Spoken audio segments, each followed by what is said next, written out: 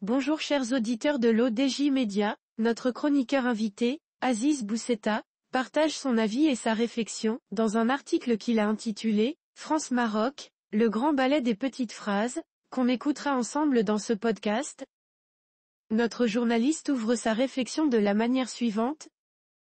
Les visites se suivent et se ressemblent, tout en se multipliant, depuis quelques mois, avec une cadence rapide et même en forte accélération. Les responsables français viennent au Maroc, y sont bien reçus, rencontrent moult personnages locaux tout aussi importants qu'eux et tout aussi souriants, disent des phrases fortes, déroulent des plans et des programmes puissants, et puis s'en vont.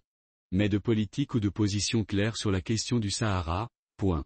Feu Hassan II avait dit un jour à Alain Duhamel que les Marocains connaissent bien plus les Français que les Français connaissent les Marocains. Exact. Ayant été en contact étroit, protégé, avec la France, nous en connaissons l'histoire et la géographie, la politique et l'économie, les problèmes et les doutes, la suffisance et les défaillances. Mais considérer que c'est bien ainsi serait une erreur, car les Français, eux, connaissent bien notre mentalité. Ils savent que nous sommes, nous autres Marocains, émotionnels et sensibles à la flatterie et aux belles phrases que Français ont théorisées depuis La Fontaine. Sinon, comment expliquer que tant de responsables français de tout niveau, responsables de police ou du renseignement, ministres ou autres affluent en rang serré au Maroc, sans pour autant que Paris ne s'inscrive dans le prisme annoncé par le roi Mohamed VI pour définir la nature et l'étendue de nos partenariats? Bien des gestes ont certes été consentis, considérés à leur survenue comme étant des avancées décisives, avant qu'elles ne sombrent dans l'oubli, remplacées par d'autres.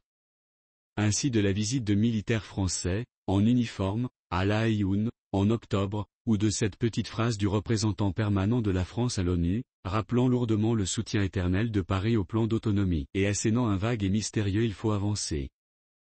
Notre chroniqueur invité apporte une nouvelle dimension en affirmant que et pour les grandes cultures et littératures que sont celles de la France, les petites phrases bien calibrées, les punchlines soigneusement distillées sont omniprésentes. Les Français parient sur l'affect des Marocains, et leur sentimentalisme, mais ce serait mal connaître et encore plus mal évaluer le nouveau Maroc, car il y a bel et bien un nouveau Maroc.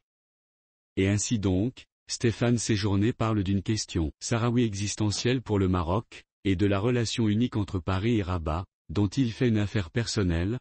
Franck Riester, ministre d'entre autres du commerce extérieur, affirme que la France soutient les efforts d'investissement du Maroc au Sahara.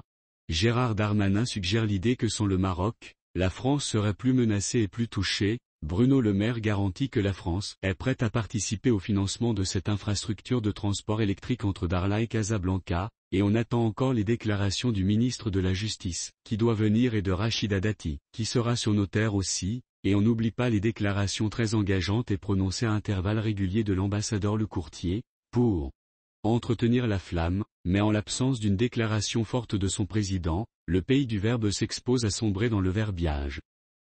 On dit qu'Emmanuel Macron va se prononcer, qu'il se prononcera sur la question du Sahara, quand il viendra au Maroc, et qu'il viendrait au Maroc en septembre. Mais, question, peut-on se fier au président Macron, que les changements de posture ou d'avis ne dérangent jamais outre mesure, lui qui agit toujours sur plusieurs plans, en même temps, et quoi qu'il, lui, en coûte? En septembre, les Jeux Olympiques, source première du souci français aujourd'hui, seront passés, les Algériens tiendront leur présidentielle et les propos des ministres français n'auraient engagé que ceux qui y auraient cru, car en effet tout ce qu'ils ont dit ne fait pas entrer la France dans le désormais fameux prisme évoqué par le roi Mohamed VI.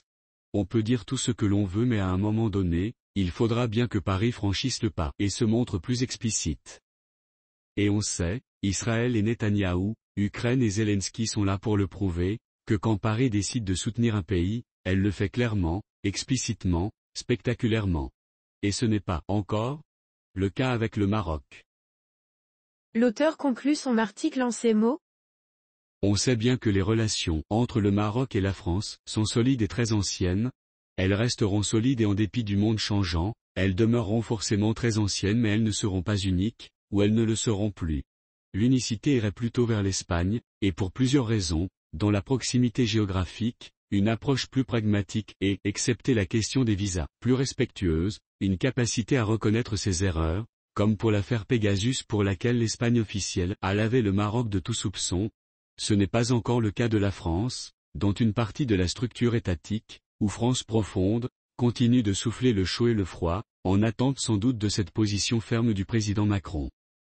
Dans cette renaissance des relations économiques entre le Maroc et la France professée par Monsieur le maire, il serait utile d'être réaliste. La France a tout à gagner à se rapprocher du cheval gagnant qu'est le Maroc, malgré ses problèmes internes, largement dépassables quand la volonté de les dépasser sera là, mais le Maroc a-t-il vraiment intérêt à placer une grande partie de ses billes en France, en sérieuse remise en cause interne et fortement dépréciée en externe? Oui, au nom de notre ancienne amitié, toujours l'affect, mais oui à condition de s'inscrire dans le prisme royal, et de montrer plus de respect dans cette relation. Car comme pour l'amour, il n'y a pas de respect, mais seulement des preuves de respect. Admettre les erreurs passées, Sahara, Pegasus, serait une preuve de respect et un gage de bonne volonté. Rédigé par Aziz Boussetta. C'est tout pour aujourd'hui sur R212. On se dit au prochain podcast de nos chroniqueurs invités, restez à l'écoute pour plus d'actualités. Et merci de nous avoir écoutés, à très bientôt.